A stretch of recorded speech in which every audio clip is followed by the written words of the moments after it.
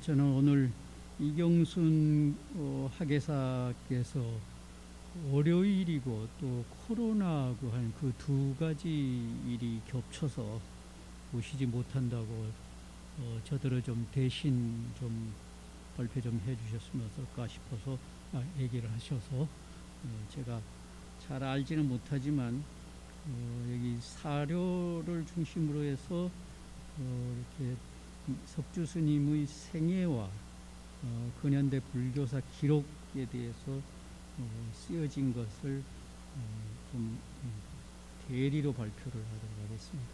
석주 스님의 생애에 대해서는 앞에 두 분께서 특히 김광식 교수님께서 이렇게 상당히 자세히 쓰셨고 거의 대부분 발표자분들께서 다 있더라고요. 그래서 그 부분은 넘어가기로 하는데, 선학원, 이 논문에서 가장 중요한 건 선학원을 중심으로 해서 활동하셨다. 그러니까 선학원이라고 하는 한국 근대불교에서의 어떤 그 선불교, 그 오람이라고 할 수 있는 그 선학원이 중심이 됐고 거기에서 중요한 역할을 하셨다라는 거 하나 하고, 그 다음에 그 선학원을 중심으로 해서 많은 우리나라의 선불교의 큰 스님들이 많이 다녀가시고 역할을 하시고 하면서 석주 스님이 거기에서 활동을 하면서 그분들의 기록을 많이 가지고 계신다. 이 두 개가 이 논문의 핵심이라고 할 수가 있겠습니다. 그러면 생애 부분은 넘어가는데 160페이지 보면 마지막 단락에 임종계가 나옵니다. 그 법화경 신의 품에 나오는 돌아온 장자 얘기를 가지고 임종계를 보여주시는데, 임적하시기 3일 전에 쓰신 겁니다. 96세의 무상한 세월 되돌아보니 마치 장자의 아들이 구걸함 같았네. 보배를 지니고도 품팔이 하였으나 지금과 옛 모습 조금도 다름이 없네. 이와 같이 임종계를 쓰신 것입니다. 그 다음에 기록자로서 161페이지 보면 기록자로서의 활동이 나옵니다. 근현대 석주 스님이 활동하신 근현대, 그러니까 1923년에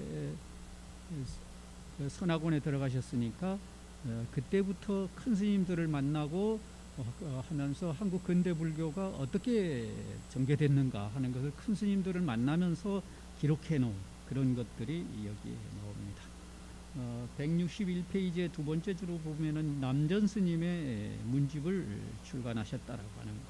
그리고 또 그 문집뿐만이 아니라 글씨를 묶어서 낸 남전 법묵이라고 하는 것을 냈고, 그리고 또 스님께서 여러 고승들을 하고 어떤 주고받은 편지라든지 그분들이 보내주신 편지글을 편찬한 남은 글월 모음이라고 하는 이 것들입니다. 이런 것들은 전부 다 우리 근대 불교사를 연구하는데 중요한 자료가 됐다라고 하는 것. 석주 스님을 아까 좀 들어본 두 분 발표하신 교수님 글을 들어본 발표 자료를 들어본 바에 의하면 석주 스님은 근대 불교에서 가장 중요한 행정이라든지 아니면은 어떤 포교라든지 하는 그런, 하여튼 우리 그 불교산에서의 어떤 조직이라든가 하여튼 활동 면에서 현장 불교에서 상당히 중요한 분이셨다라고 하는 것을 알 수가 있습니다. 마찬가지로 이 기록 면에서도 그와 같은 기록들이 남기고 계신다. 그 기록들이 한국 크게 두 가지로 볼 수가 있습니다.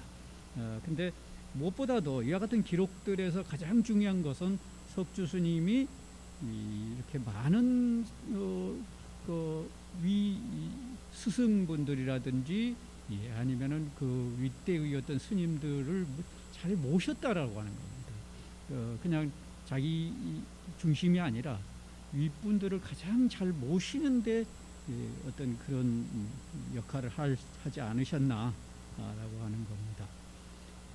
보면은 164페이지에 보면 아까 말씀하신 건데 두 번째 단락에 보면은 사료 수집 정리하는 겁니다. 남전 스님의 입적 후 40년이 지나고 나서 70세를 세납 70세를 맞던 시점에서 경봉 황경 스님에게 글씨를 받고 제자와 선시 풀이는 타너 스님에게 받고 구격은 김달진, 편집은 임중빈 씨에게 맞춰서 맡게 해서 남전 스님의 문집을 만들었다든지, 아니면 남전 165페이지 남전 법묵이라 그래가지고 서집을 엮은 일이라든지 하는 것이 여기에 속하겠습니다. 그 다음에 또 166페이지에 보면은 남은 글을 모음이라고 하는 것이 있는데, 이건 선지식들의 모임, 167페이지 보면 선지식들의 모임인 축성 여석회라는 거기에서 따와서 여석 남은 돌에서 따와서 만든 거다라고 하는 겁니다. 여기에 글이 있는데 청담, 운어, 홍경, 탄어, 고암, 구산, 벽안, 자운, 오라스니, 우리나라의 큰 근대의 어떤 큰 거목들의 스님들의 글들을 전부 다 모아가지고 남은 글을 모음이라 그래서 우리 근대 불교사의 중요한 어떤 자료가 됐다라고 하는 겁니다. 스님께서는 그와 같이 윗분들과의 교류, 근대 불교에서의 우리 윗분들과의 교류에서 얼마나 중요한 역할을 하셨는지 이 글들을 통해서 다 남기고 계신다라고 하는 부분입니다. 그런 것들이 169페이지 근현대 불교사의 구술과 기록에 또한 나옵니다. 거기에 보면 1979년 7월 9일부터 8월 30일까지 중앙일보에 연재한 불교 근세 100년이라고 하는 그 연재글하고 박경훈 씨가 집필을 했는데, 이 글하고 그 다음에 또 봉운, 월간 봉운이라고 하는 그 잡지에 또 한국 불교 근세사 이야기라고 해서 우리나라 한국 근대 불교가 어떻게 발전되고 전개되고 하는 것인가를 직접 자신이 본반하든지 그 참여했던 단체라든지 조계종이라든지 선악원을 중심으로 해서 엮어나가고 계신다라고 하는 겁니다. 이건 바로 기록자로서의 어떤 자신이 참여한 것을 정리해 놓은 우리나라 근대 불교의 가장 중요한 자료가 된다라고 하는 겁니다. 173페이지, 그건 왜 그랬는가에 대한 이유가 나옵니다. 제가 읽어보겠습니다. 두 번째 단락 173페이지. 한국 불교의 정통성을 지킨 선악원에서 출가하여 당대 고승들을 접해왔고, 해방 후 불교 혁신운동, 불교 정화운동에 참여한 이력은 민족불교의 정통성을 갖는 불교사의 산 증인으로 근대 불교사 서술에 권위를 부여했습니다. 근세사 서술에는 개화기 이동인의 활약과 개화당의 불교 친화적 성향, 경허스님의 근대 선중을 그려냄으로써 근대 초기의 자생적이며 역동적 불교상을 구축해낼 수 있었습니다. 또한 이의 글에서 확인할 수 있는 것과 같이 석주스님이 근대 불교사를 바로 아는 것이 한국 불교를 중흥시키는 출발이라고 지적한 점은 눈여겨볼 필요가 있습니다. 이렇게 그 당신께서 한국 불교, 근대 불교를 정리를 해야 되겠다. 그래야 정통성이 서고 한국 전통 불교가 자리를 잡겠다라고 하는 데서 그와 같은 사명의식을 가지지 않았나 그렇게 볼 수가 있습니다.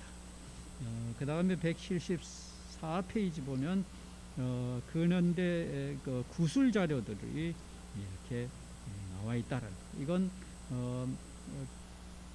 그 고승들, 근대 그 석주스님께서 같이 이렇게 활동하신 고승들과의 어떤 그 인연들을 다 담은 내용들입니다.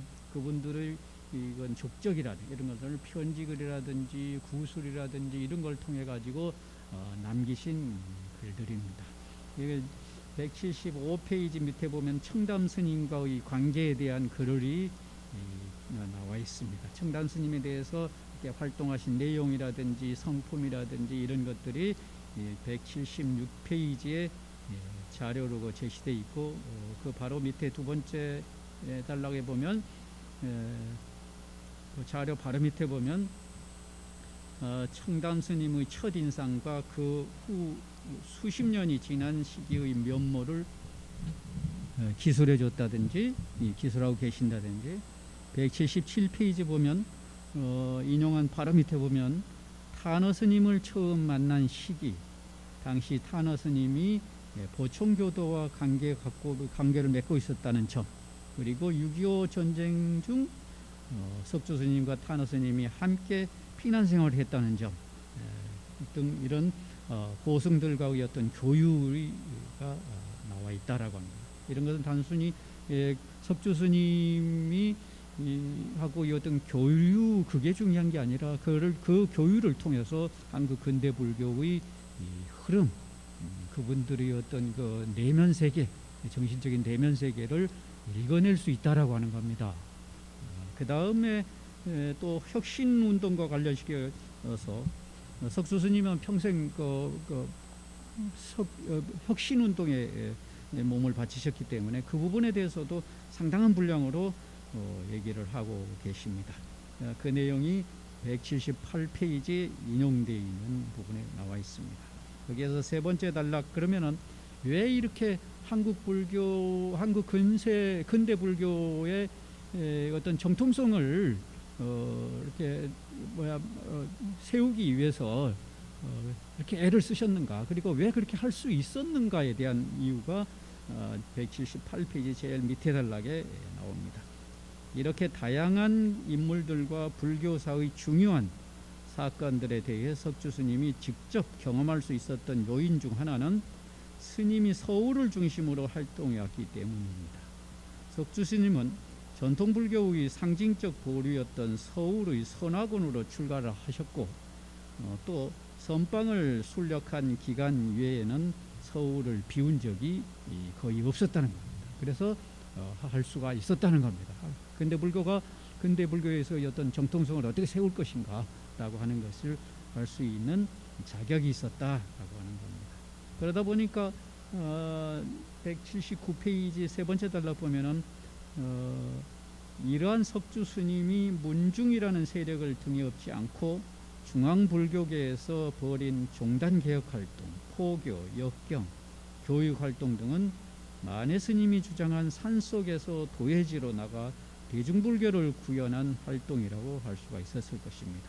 이렇게 늘 석주 스님은 자신의 문중 중심 문중을 이렇게 일으키고 하는 그런 것보다는 한국 불교의 어떤 그 중심에 자신을 두고 한국 불교가 제대로 중심을 잡고 가야 되겠다, 이런 걸 중심을 두지 않았나, 그런 역할을 현장 불교에서 하시지 않았나, 이렇게 봅니다. 여기까지 발표를 마치겠습니다. 감사합니다.